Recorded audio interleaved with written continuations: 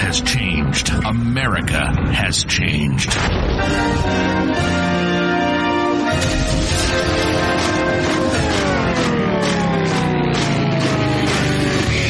If something were to happen tomorrow, how self-sufficient would you be? Could you grow your own food? Could you sustain your own livestock? Could you survive?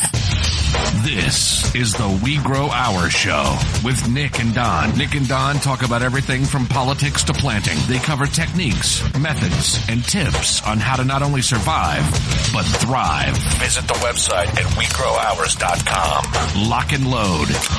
This is the We Grow Our Show. Get your grow on. Welcome to the We Grow Our Show. Welcome. Everything is awesome. You almost got me that time. I almost wanted to sing it. Oh gosh. I thought I was only able to do that to you, but no, I'm a master of inception as well. Is that what it is? I'm good in the dream, within the dream, within the dream. Yeah. Within the dream. Well, everything is awesome. Anyway, we've got a great show this week. An old friend of mine's going to visit us. Martial arts expert and copy repair extraordinaire. Yeah, we're going to talk a little bit about beating people up, right? Yep. And kids for that matter. Beating kids up. Great. Well, one of my favorite things about Troy is he's just this real mellow dude. And he doesn't raise his voice much, but when he's mad, you got to look out because the dude's vicious. I mean, he knows stuff. Like, he's a calm, easygoing guy, but he knows stuff. Yeah. And it was pretty funny. One day I was like, what are you going to do this weekend? This is before I really knew the guy. He's like, oh, I'm going to go beat up some kids. I'm like, oh, well, see you later. Nice.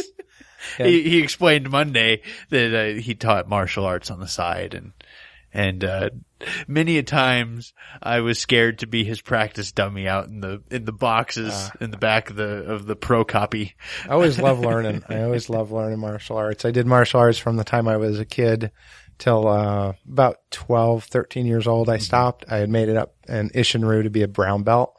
So I was pretty good. I did tournaments. I have won a ton of trophies and had a lot of fun. And then other things, I moved out here and got back into it, did Aikido. For a very short period of time, only a couple of years. And then I got into girls and video games. And I was going to say, yeah, I wish that I would have got into martial arts instead of Diablo 1 and 2 and Halo. Yeah, exactly. And all at the time it was Mario Brothers, but hey, whatever. Yeah. Well, I mean, there's a little bit of a gap between us. A little bit, yeah, apparently. Wow. So before we get Troy on, I want to just it's interesting. I found I don't know where I'm going with all this. I wanted to real quick talk about Ebola. Oh, last week was the first confirmed case of Ebola in the U.S. Uh-huh. Did the guy die? Well, the Israel news and some other country says he has. I heard the CDC today says he's in critical condition and he has not died. So I don't know. I guess would be the appropriate answer for me to give you. I've seen conflicting sources inside and outside of the U.S. But I know, and this is going to be a week later from when we record. So getting the news. Yeah, we're getting the news a little late. Regardless of what happens or whether they find more cases in the U.S. or not, as preppers, I think we have to be careful. We're being looked at. There's been some actual journals, Washington Post type things that have gone out to some of these bloggers that are preppers. Mm-hmm. And they're talking about this Ebola thing. And I want to make sure that as preppers and even as conservatives or Republicans, and you know how much I love that word. Yeah. Right wingers, whatever you want to call it, that we're not out causing so much panic and that we initiate martial law. That we forget our if we give up our safety, we have to tread lightly. Yeah. Does that make sense? We don't give up our rights to give up our safety. I think it was Benjamin Franklin that said that, or you deserve neither. So just be careful out there talking to your non-prepper people and And be careful what you're writing or putting on your Facebook page that we need to go, have a lynch mob and do things. That's probably not the right way of looking at it. I know Ebola is dangerous. I'm scared for the families of people who have suffered with it. And I understand it's maybe more to it than what the government is telling us, but we don't want to be a tool that our government uses to take away more rights from us because of our reactions to it. Did I say that right? I think that was a soft way of saying don't give them the excuse. Don't give them well, these guys did this, so we've got to come in with our tanks and our martial law for your safety. Right. That's, you're don't poke the bear. Yeah, just let calm heads prevail. Mm-hmm. This may be an issue. Yeah. It may not be. Now's a good time to dig in. Yeah, we've got an election coming up too. Let's not give them any reasons to, to suspend the Constitution. I'm not even going to go that far. Just I don't trust our political system. Yeah. So just be careful. And I know this is coming in pretty late after the fact, and it'll be interesting to see what goes on. I try to keep posting a little bit on the We Grow Ours Facebook page, which is facebook.com/WeGrowOurs. And we'd love it if you came over and liked us. We need friends. Yeah. Well, I had some good Facebook conversations the other day. I actually had a person who I would say is very different from me politically that I learned a lot from. I just find it very interesting that those same people tend to threaten the livelihood of others when you're not doing things the way that they believe they should be done. So I think we have to be careful on both sides that we don't do that. Yeah. And this was about food. Yeah. Well, I'm a self-proclaimed mass murderer of the cute and fluffy. Right. I don't apologize for what I do. I explain why what I do is better than what is available at stores, but sometimes that's not enough for some people. Well, and I can't understand why somebody wants to come and say you shouldn't do that, but yet I'm going to kill you over it. Yeah, and it doesn't logically. I've never understood that argument of I would rather eat people than an animal. That's one that I hear a lot. It's not really an argument. It's a statement, and quite frankly, it's asinine. And that's the dumbest thing I've ever heard. Because for one, if you're eating people, you're a cannibal. You're a cannibal. But okay, let's put aside the social, socially wrong part of it, the morality, if you will.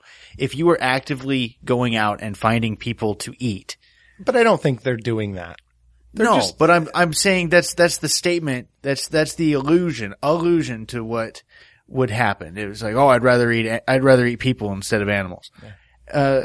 You can get sick off of that. The chances of transferring disease human to human is higher. There's, for one, if you eat too much people, you start. Wow, where is this show going? I know, it's like here. This is. Make sure if you're going to have cannibalistic tendencies that you eat a salad alongside of it. I don't think that. I'm just saying literal though. But okay, when what's the first thing you think of? Oh, I'd rather eat people. No, okay, it's not. Then, you come to me with that. It's like, okay, so now you have to kill a person. You have to eviscerate and eat this person to make good on your threat. Yeah. Well, that's all it is. It's an empty threat. And then on top of it, most of the people that happen to be militant vegans are also atheists, which I have no problem with atheists. But if you're a militant vegan that's atheist, what are we if not part of the animal kingdom? Ooh, that's a good argument. It's like, okay, we're not allowed to eat other animals, though other animals eat other animals. You better go talk to those freaking lions, because that's all they eat. They don't have any salad in their diet. Now, I got to remind people, too, hostlehair.com, if you go over there, there's Nick Haz's reply to the animal rights activist on there, and it's on YouTube. You look so giddy right now. It's because you're so excited about that. I know, it's quite fun. I enjoyed recording that. If you notice the camera shaking, he's laughing a little bit. Yeah, it was funny. No, Is that the one where the jet interrupted me like halfway through? I think so. Yeah. Yeah, it was interesting. Yeah. So anyway, speaking of protecting yourself from cannibals, how's that for a segue? I don't know, dude. It's a good thing Troy's not listening to this part before the thing. But anyway, without further ado, let's have on Mr. Neiman. Things just got real. The drugstore is closed and the doctor is unavailable. What are you going to do? Stock your medicine cabinet and bug out bag with Nature's Alternative Essential Oils. Visit mylavenderlife.com for all your essential oil needs. All right, welcome back to the We Grow Ours show. We've got a special guest, a friend of mine, Mr. Troy Neiman. How you doing today, Troy? I'm doing great, Nick. Thanks for having me on. Yeah, no problem. I've been looking forward to this for a while. A little bit of background on Troy and I. We used to repair copy machines together, and when the boss wasn't looking, he'd show me the new move he was working on. I would hurt and he'd be happy. It was a good relationship. So Troy, what are you up to these days? You still teaching kids how to defend themselves? Yep, I still have, actually, Nick, as you know, I used to have a commercial karate school, and that has since gone away, but I still have about 20 students that I teach as a private basis here in the Casa Grande area. It ranges from backyards to swimming pools to wherever I can get a flat place that's open. But yes, I still teach about 20 students. And see, that to me sounds better and more personal one-on-one than being in a dojo surrounded by 20, 30 kids in a class. I think that somebody's going to get a lot more out of a one-on-one or a three-on-one than they would out of a class like that. Very true, and it is. It's for me. It's been very freeing because I don't have the constraints of always having to worry about paying the rent. Yeah.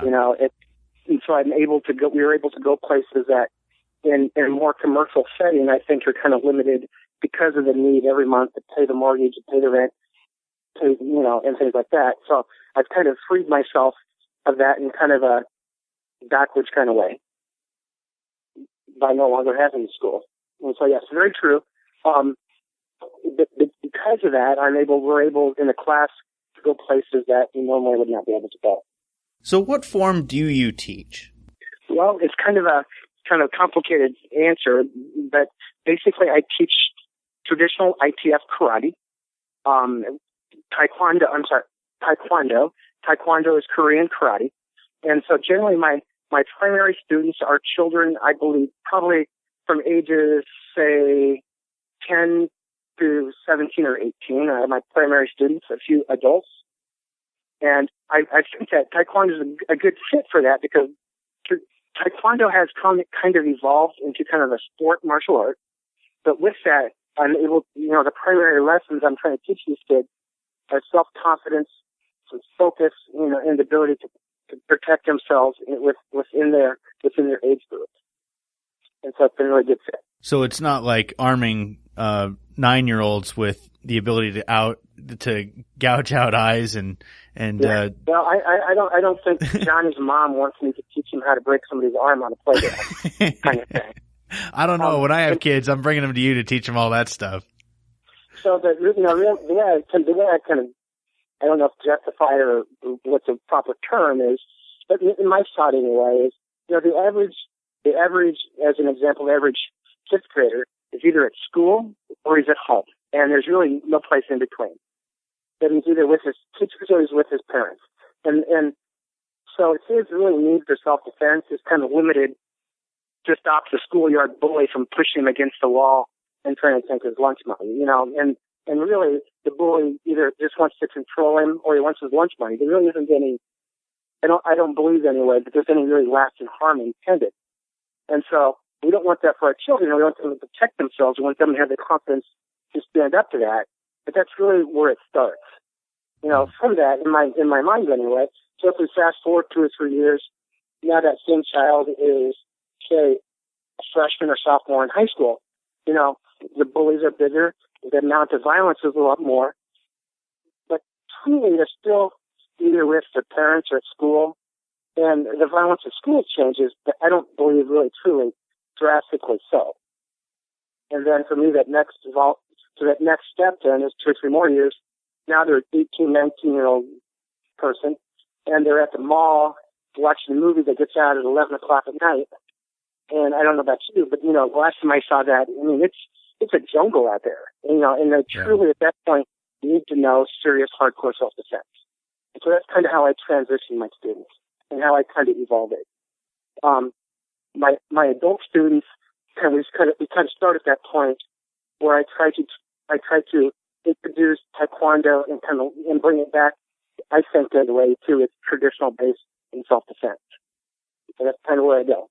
Well, out of the few moves that you showed me, I felt just a little bit more empowered and kind of cool. And I took them home and I showed, the one of my favorites was just the simple one that a waitress could pick up, that, some half drunk loon is kind of grabbing her wrist or whatever, and she still wants a tip, so she doesn't want to level the guy. And that trick where, she had complete, you have complete control over her wrist just real quick. And obviously with a microphone I won't be able to demonstrate that, but. Nick, you're absolutely right. One of the things, it was kind of interesting when I first became a black belt, it was kind of assumed that I instantly became the expert in all this. And so I really tried to become one. And one of the things I really learned quickly was it's about control. It's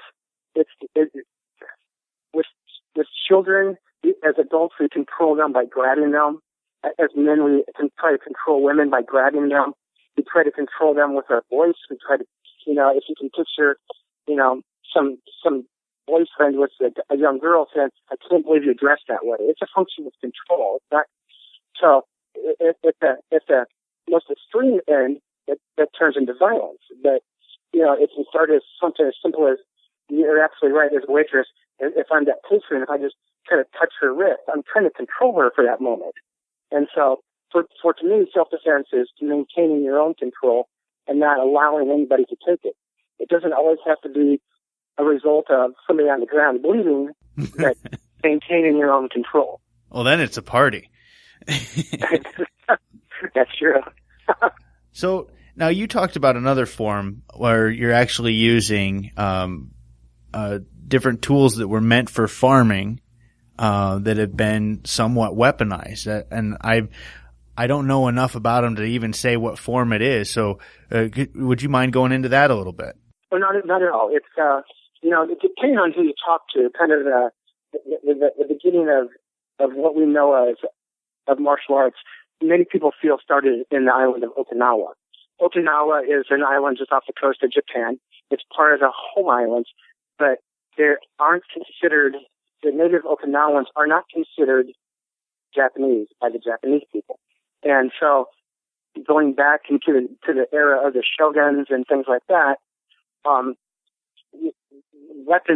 edged weapons were reserved for the ruling class at that time, the Japanese. And everybody else,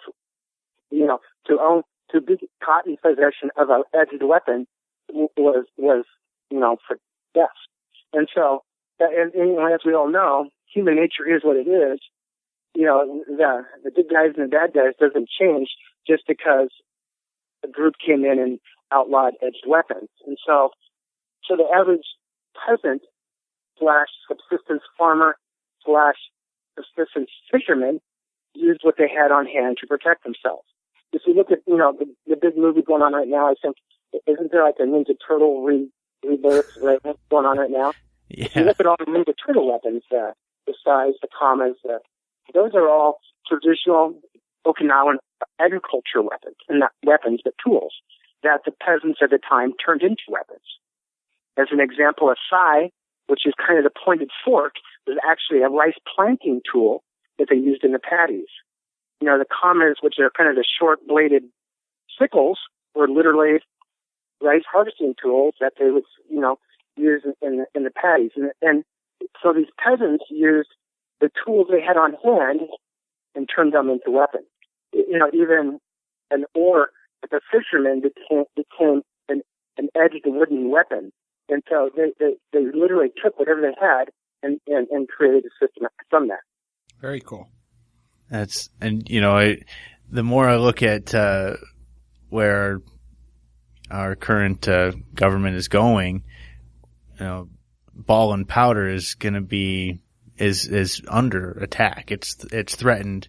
Our ability to carry pistols is probably Our Second Amendment rights are going away. Exactly. Well, I mean, you look at a place like Australia, they've outlawed pistols, and so only long guns are allowed. Well, there's not that many people carrying a long gun into a restaurant, and when they are, they're usually special. But anyway, these are good things to know, because even me, I usually carry a pistol, but if I'm working on a copy machine and then I walk out and there's a no gun sign on the door, I'm not going to carry a pistol into a customer's office. And now I'm without a gun. These are things that, do you know any tricks with a screwdriver? Because I've got one of those handy. I think I've practiced a little bit with a screwdriver. Yeah, but, it's amazing. But even though, and we laugh at that, but there is, because if you think about a screwdriver, it's a long pointed weapon. It's really not that much different than a scythe. With enough force, Nick, you're the engineer. How much, if we reduce the area with the same amount of force, what does that do to the power? Puncture's a lot easier.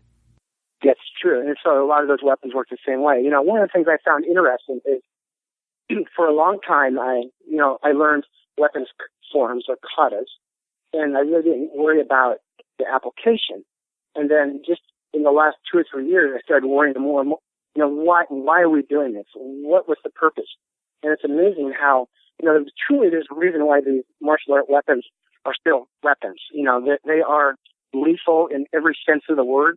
I think because they're old, I think sometimes they are overlooked, and because they're simplistic, people can discount them. But the reality is, in the same way that a knife is a lethal weapon, a sai or a kama or a tampa are all still lethal weapons. I find them really interesting to study. Yeah, I don't know. If somebody busts out a set of kamas in a dark alley, I'm going the other direction. Most definitely, yes. So I think kamas are probably the single most lethal weapon I know. They're very lethal. Now, was it you that was telling me a story about your instructor almost losing his arm from one? One of my so yes, if you think about how can I describe this? When you're showing room, how you kind of do an outer block to inner block or inner block to outer block, that kind of cyclic clear. Uh-huh. Well, with a live blade kama, that if you do that same motion, that live blade is coming really close to your arm. And so my instructor's instructor actually, as he was doing that, did a clear with his kamas, the blade hooked into his arm and he literally pulled it through the length of his arm. Ow. And he almost bled out before he could get to a hospital. But so they are, like I said, they are just scary lethal because of the way they're constructed. Yeah, you can even process your chickens with them. That's right. So, well, that's pretty cool. Now, Troy, do you have a website or anything for the people of Casa Grande that want to get down there and get some training? No, I do not, but I can, if I may, I can give you my phone number. Sure. It is 520-840-0781. I'll make sure and get that in the show notes for everybody as well. So, Troy, a lot of our audience, I know you teach kids, and I'm sure our audience has kids. I grew up doing some Isshin-Ryu and then moved into Aikido, and the mental lessons that it teaches you are amazing. I think everybody should get involved in some form of martial arts. But as you were saying, as you become an adult, things change a little bit, and you actually need to use this for self-defense. A lot of our listeners are preppers and that type of thing. What is a good place for an adult to start, or what should they be looking at? What type of martial art? How would they go get their training? Where do they start? Well, that's a very good question. And so what I tell people all the time is really to kind of look deep and see truly what they're looking for. From my experience anyway, for someone who's looking to do something with their son or their daughter, or as a family unit, and that's how I actually got started. My daughter and I were doing it together as she was a young child, or something even as a cardio type environment. I would go to the more traditional taekwondo or the karate schools, and literally, it's going to be Japanese karate, like you said, the Okinawan styles are very good for that also. But I would stay with more of the Taekwondo, or the traditional karate. Separate from that now, as an adult looking for self-defense, and by self-defense, I mean truly devastating attacks for somebody who attacks me.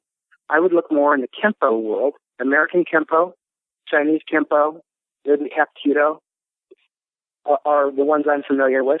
And those are really, truly, while they may be a traditional art in the way that they're taught, the mindset is more truly human combat as opposed to an art or a sport. There is no sport application to breaking somebody's arm. Right. There's no sport application to an eye hook. I think they call that game over. Yeah, truly. As a matter of fact, I remember that. I distinctly remember this, and this may make sense to your listeners too. One of the very first techniques I learned that really brought that home to me was the attack. Really quickly, it was just a wild punch, but the defense was a block hooking the eye and pulling out death. And I thought, death. I thought to myself, my expression must have said it. I wasn't sure I could do that. And my instructor stopped right there and said, Troy, you need to decide at what point in your life you could do that. Otherwise, you might as well not even learn it. And so in my own world, in my own home, there's a hallway that goes down to the bedrooms. And so mentally, I know that if somebody steps 1 foot down that hallway, I could rip their eyes out without even blinking an eye. I mean, it wouldn't bother me a bit. I could care less, and I could pull that trigger, and off it goes. I would literally pull that mental trigger, I guess. Up to that point, they can have anything else in their house. I don't care. As long as they don't walk down that hallway and hurt my dog, I could care less. Right. And I would, but that's kind of how I had to mentally change over. So those kind of arts, I would say, are more the Kempos, Hapkidos, Aikidos, and those type of arts. Those kind of schools oftentimes are harder to find because they're a much more selective group. Not selective, focused group, I should say. The third style is more has become very popular are the sport arts, the UFC, MMA kind of things. And you'll see those as the Muay Thai boxing, and things like that. And those are, they're wonderful arts, and they're great sports, but to me, they're kind of still a sport. Anytime you put a rule into it, it's a sport. Yeah. Hey, no eye gouging. That doesn't fly. That's exactly right. Well, I know when my wife was looking around, one of her things was getting mugged in a parking lot and kind of the anti-rape prevention, things like that. She ended up with the Krav Maga. Now, part of that was we have one real close, but that's another one of those arts where you've really learned to hurt people is what it comes down to. She's getting good at it, but unfortunately for me, right? And it's kind of interesting. And that seems like I've never studied that. That looks like one of the cool ones.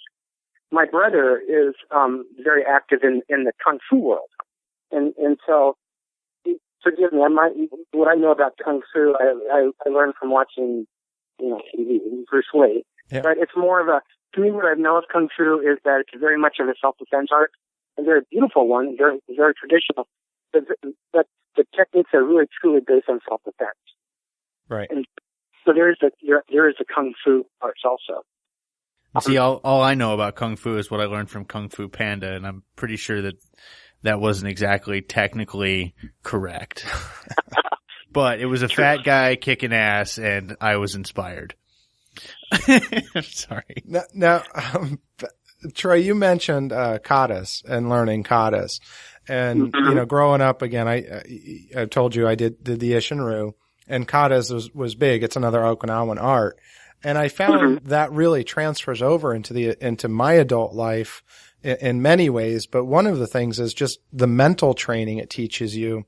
That when you're not actually out there physically training, you're assessing scenarios, you're going through things in your head, and you're mentally preparing yourself for what could happen, or as you said, where that person in your house, when they cross that barrier and what that barrier is, how you're going to react. And you know that prior to them doing that. So if somebody does cross that step in your hallway, you have zero doubt in your mind what your body will do because you've thought about it, you've gone through it, just like with the katas. Absolutely correct. Right now there is and you probably are aware of it too, the usefulness of the kata, practicing the kata, is kind of questioned right now.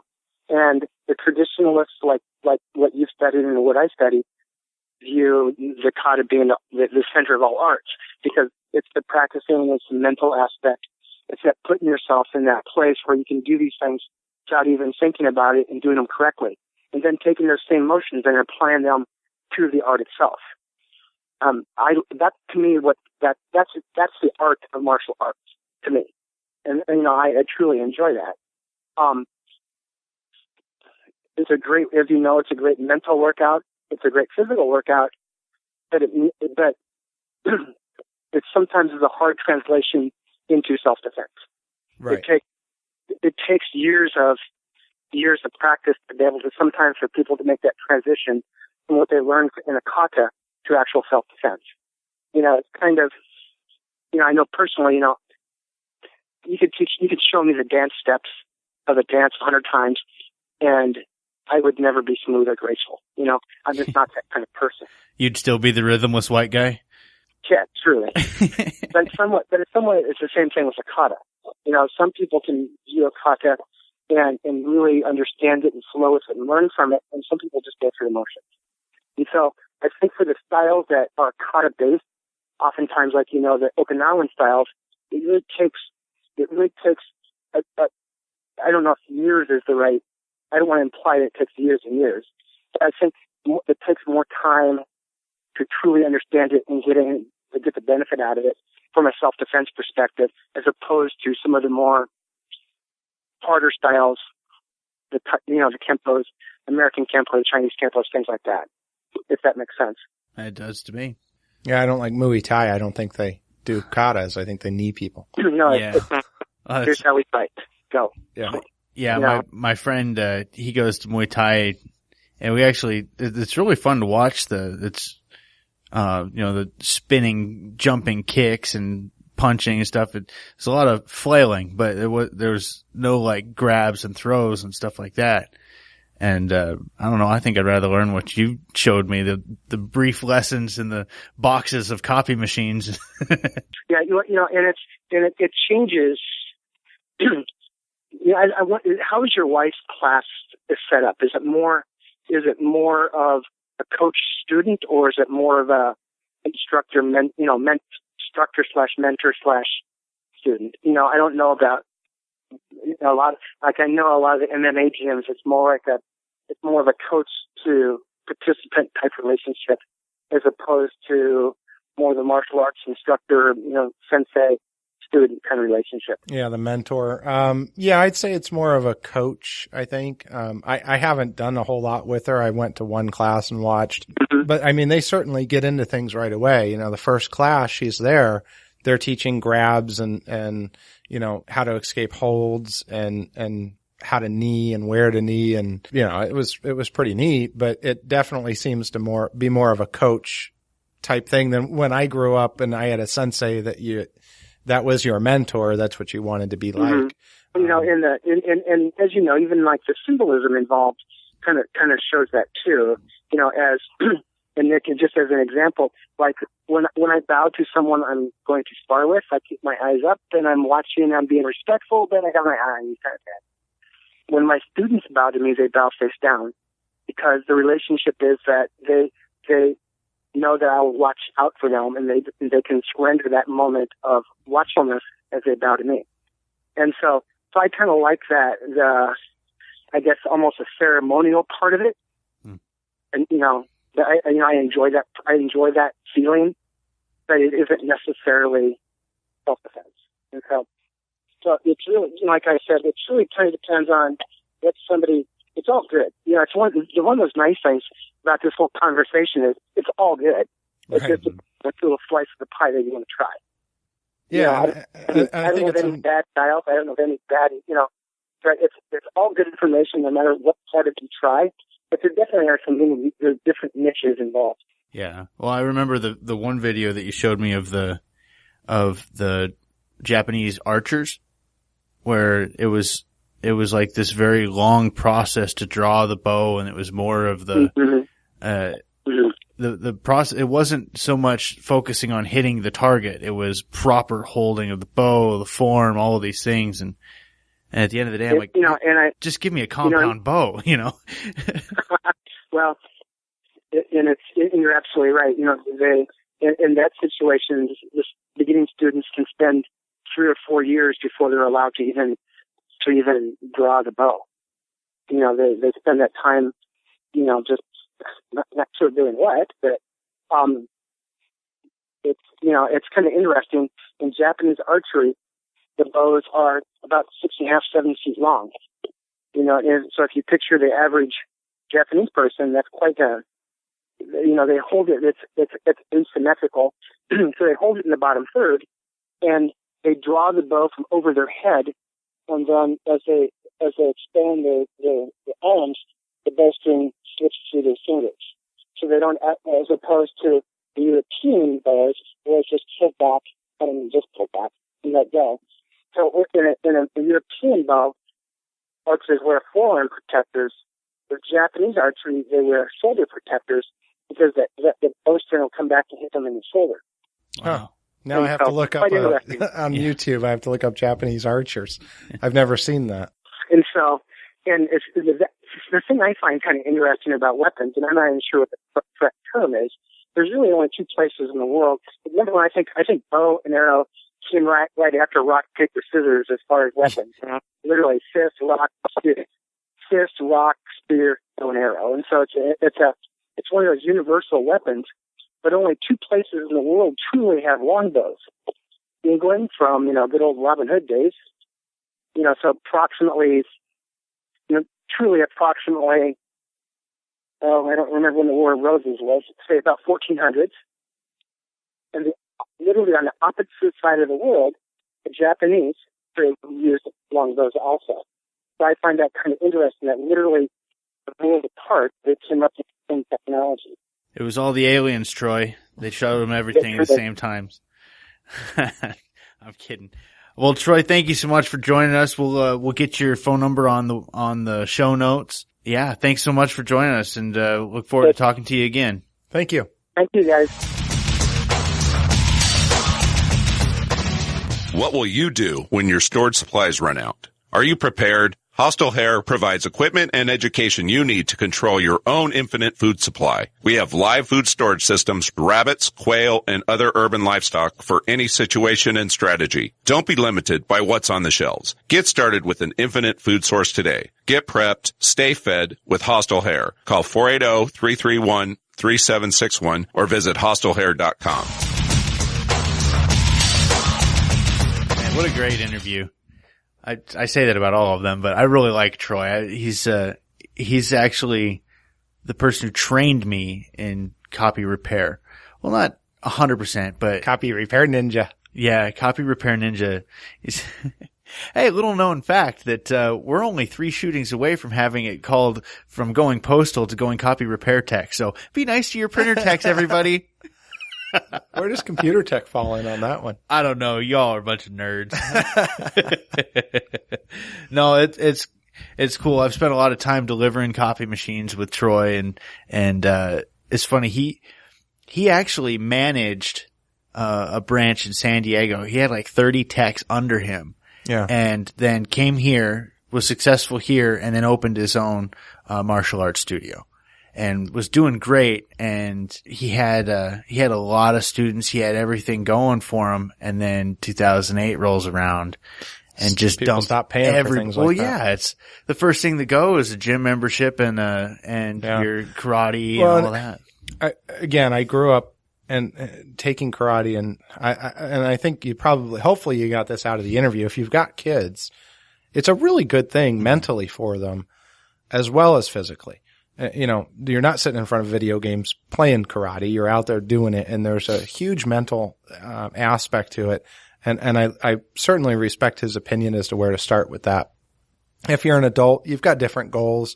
Mm-hmm. That may not be the art for you, but it's certainly not going to hurt to go with your kids to these things too. Yeah. Get you in shape. And I shouldn't talk because I do need to go back. And my wife is back in Krav Maga. So I got to go keep up with her apparently because she's going to kick my butt. Yeah. The redhead knowing Krav Maga. I'm scared. Yeah, you should be. I've seen the fire in her eyes when she looks at you when you make certain comments. Heck yeah. And I see the bruises you try to cover up with those big sunglasses. So you might need to up your training there, boss. Yeah. No, I think everybody needs to go out and we live in an uncertain world with bad people. Yep. I mean, as long as people are on this planet, there will be good and evil mixed. Yeah.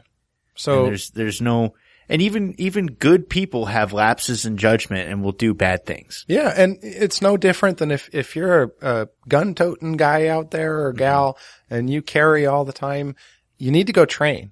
Yep. Well, you're always carrying your fists. You're always carrying your feet.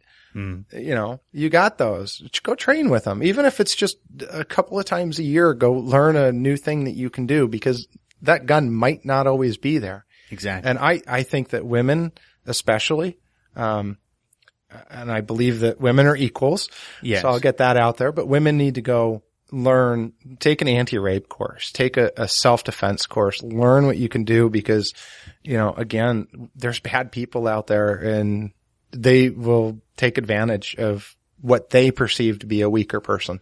Speaking of that, I saw a Facebook post of a device that is anti-rape. Mm-hmm. And oh. I Did it look like a birth control? Kind option? of. It looked like a cervical cap. Yeah, I saw that. But this thing has 4 barbs in it. Yeah, I saw that. Like fish hook barbs.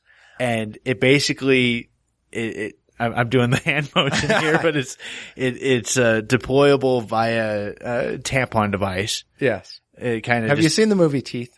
No. All right. Enough said. If you haven't, go watch it. It'll kind of explain what this device does. I don't even want to know. Yeah, well, you don't, but the conversation that I had was the lady's like, well, in a third world country, this would be great.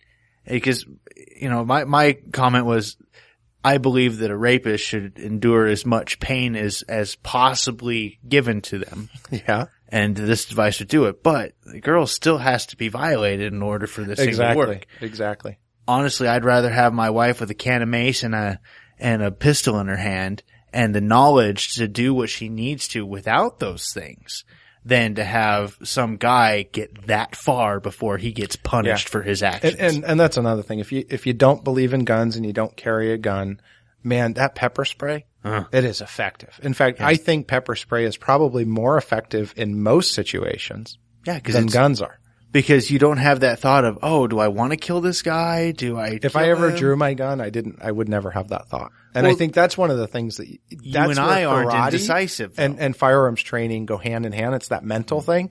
You know that once you pull your gun, you know where that threshold is. You know where the line in your hallway, in Troy's example, is the same thing when you do gun training. You know if you have to pull that gun out, you are willing to pull the trigger. You've crossed that point in the hallway. You're willing to do it, and you know what the result is. And hopefully you know your rights there shortly thereafter. Yeah. So, yeah, I think, but again, I think if you're not going to carry a gun, pepper spray. I mean, we're talking self-defense. Get the stuff with the blue dye in it. That's what Angie carries. My brother-in-law got it for me, and she carries it. So here you go, Don, just in case you get raped. No, it's hey, I've used pepper spray. Have you really? Yeah, I had a guy that followed me into a parking lot and parked behind me so I couldn't get out, and came up and banged on my door and stuff at a Checker down on 7th Street or O'Reilly or something.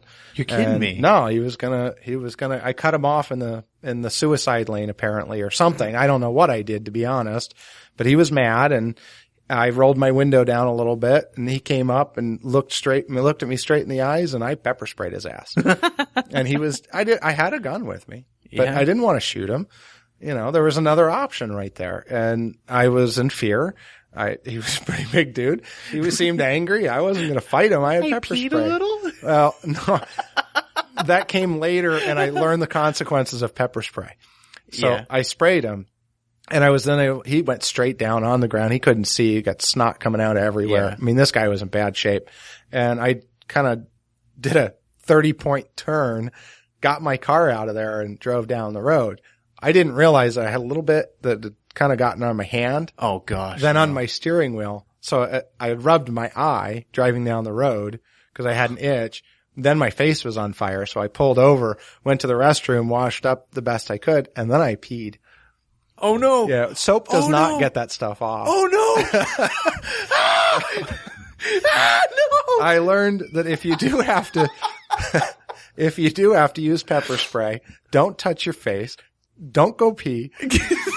Wait about a week before you do anything. And if you're That's a long time to hold it in. If you're lucky enough to be married, ask her for help, for goodness sakes. I mean, I had my hands soaking them in tomato juice and milk and trying to do anything to neutralize that stuff. Oh my gosh. And that was couple of little drops. Oh, that dude that you put down is, oh man. I left. So I was like, probably 9 or 10. My babysitter had what I thought was a garage door opener on her keychain. Oh no. And I reached up and I pushed the button on it and it sprayed it up into the air and right into a vent that was spraying down at me.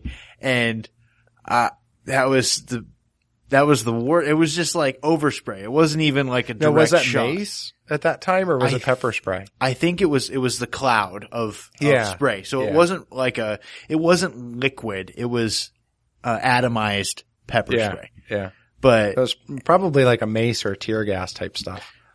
It freaking worked, whatever it was. Oh, yeah. It'll put a 9-year-old down, that's for sure. I had a buddy that was taking too long in the bathroom once, so I sprayed that stuff under the door. Oh no. Yeah, he got out.